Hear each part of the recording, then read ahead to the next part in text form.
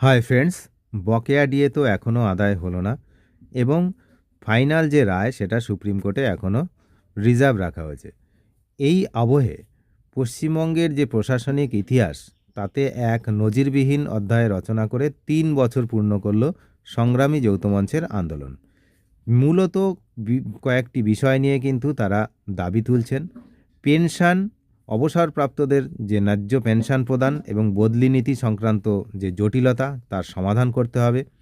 কর্মীদের স্থায়ীকরণ, বিভিন্ন দপ্তরে কর্মরত অস্থায়ী, চুক্তিভিত্তিক এবং অনিয়মিত কর্মীদের চাকরি যারা স্থায়ীকরণ করতে হবে। একই সঙ্গে বিপুল শূন্যপদ পূরণ করতে হবে। প্রায় ৬ লক্ষ শূন্যপদ রয়েছে, এই মুহূর্তে হিসাব দেওয়া হয়েছে। সেই ৬ লক্ষ শূন্যপদ পূরণ করতে হবে।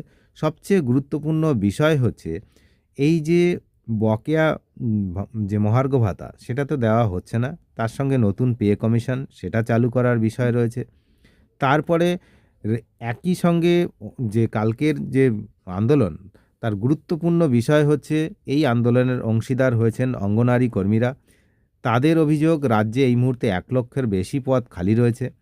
এই কর্মী সংগঠনের ফলে এক একজন কর্মীকে জোর করে ২ থেকে ৩টি করে সেন্টার পরিচালনার দায়িত্ব দেওয়া হচ্ছে।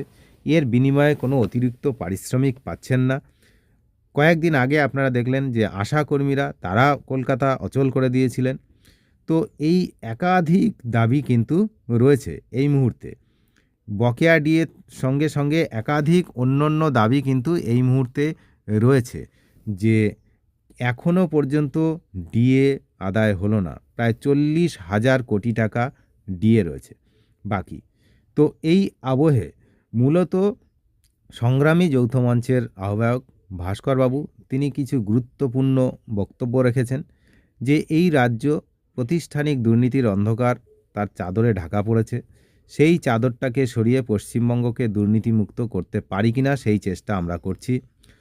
তো সঠিক পারিশ্রমিক আদায় করতে পারবো কিনা সেটাও আমরা চেষ্টা করছি, কারণ বর্তমানে গোটা দেশের মধ্যে যে কোনো কাজের ক্ষেত্রে এবং তার কর্মের এবং পারিশ্রমিকের যে শতাংশ হয়, ভারতের মধ্যে সবচেয়ে সস্তার শ্রমিক হচ্ছে পশ্চিমবঙ্গে।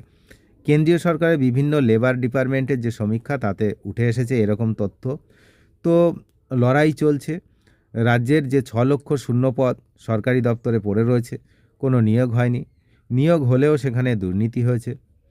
তারপরে বেশ কিছু লোকের ধনসম্পত্তি বাড়ছে যারা দায়িত্বে রয়েছেন, এরকম কথাও তিনি বলেছেন। সমস্ত কিছু নিয়ে লড়াইটা বিগত ৩ বছর ধরে চলছে। গতকাল ৩ বছর পূর্ণ হয়েছে, সেই ৩ বছর পূর্ণ উপলক্ষে এই একটা সমাবেশ হয়েছে। আর বিধানসভা ভোটের আগে পর্যন্ত চূড়ান্ত রূপ নিতে পারে কিন্তু এই লড়াই, এমনটাও কিন্তু তিনি হুঁশিয়ারি দিয়েছেন।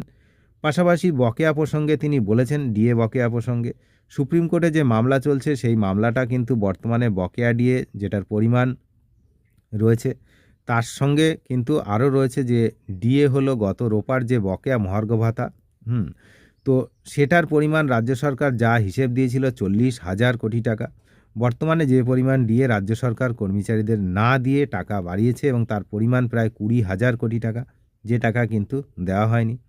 তিনি আরও বলেছেন যে আমরা হয়তো সংঘবদ্ধ হতে পারছি না, আমাদের কর্মচারীদের মধ্যে রাজনীতি এত ভাগে বিভক্ত হয়েছে যে ঐক্যবদ্ধভাবে লড়াই করা যাচ্ছে না, এবং ঐক্যবদ্ধভাবে লড়াই ছাড়া কিন্তু এই যে প্রচেষ্টা সেই প্রচেষ্টায় কিন্তু সফল হওয়া যাবে না। এখন দেখা যাক যে এই ডিএ তার যে রায়দান সেটা জানুয়ারি শেষ হয়ে গেল, ফেব্রুয়ারিতেও আসে কি না সেদিকে আমরা নজর রাখছি, কারণ অনেক মাস পেরিয়ে গেছে। কোথায় সেপ্টেম্বর আর কোথায় ফেব্রুয়ারি বুঝতেই পাচ্ছেন। তো সেই রায় এখনও নেই, এদিকে অপেক্ষায় বসে রয়েছেন হাজার হাজার লক্ষ লক্ষ কর্মচারীরা। কি হবে আগামী দিনে এই ডিএর, এবং সেই ডিএ না দেওয়ার জন্য আপনারা জানেন যে ইতিমধ্যে কোটি কোটি টাকা খরচ করছে রাজ্য সরকার যাতে ডিএটা আটকানো যায়। এখন সামনে বিধানসভা ভোট, তার আগে আবার বাজেট রয়েছে, ২ তারিখে বাজেট আছে ফেব্রুয়ারির। সেই বাজেটে এই ডিএর ব্যাপারে কোনো মুখ খোলেন কি না প্রশাসন সেদিকেও আমরা নজর রাখব। কিছু করার নেই এখন, কারণ যেহেতু সুপ্রিম কোর্টে মামলাটি বিচারাধীন রয়েছে, রায় রিজার্ভ রয়েছে, তাই বারবার সুপ্রিম কোর্টে মেনশন করাটাও কিন্তু হিতে বিপরীত হতে পারে। আইনজীবীদের একাংশ মতে যে এখন বারবার সুপ্রিম কোর্টে বিষয়টা মেনশন করাও যাবে না, তাতেও প্রবলেম রয়েছে। তাহলে কোন দিকে যাব আমরা? সুপ্রিম কোর্টে মেনশন করতে পারছি না, এদিকে হচ্ছে ডিএ রাজ্য সরকার ডিএ দিচ্ছে না, মানে ইচ্ছাকৃতভাবে জোর করে আদায় করার একটা বিষয়। তো একমাত্র আন্দোলন ছাড়া অন্য কোনো পথ নেই, তাই সবাই আন্দোলনের পথই বেছে নিচ্ছেন। এখন দেখা যাক যে বিধানসভা ভোটের আগে এই যদি ডিএ আদায় না হয় তাহলে এই আন্দোলনের অন্য রূপরেখা কি গঠন হয়েছে সেদিকে আমরা নজর রাখছি। আপনারাও নজর রাখুন। চ্যানেলে যারা নতুন তারা নিয়মিত আপডেট পেতে অবশ্যই চ্যানেলটিকে সাবস্ক্রাইব করে সঙ্গে থাকবেন। ধন্যবাদ।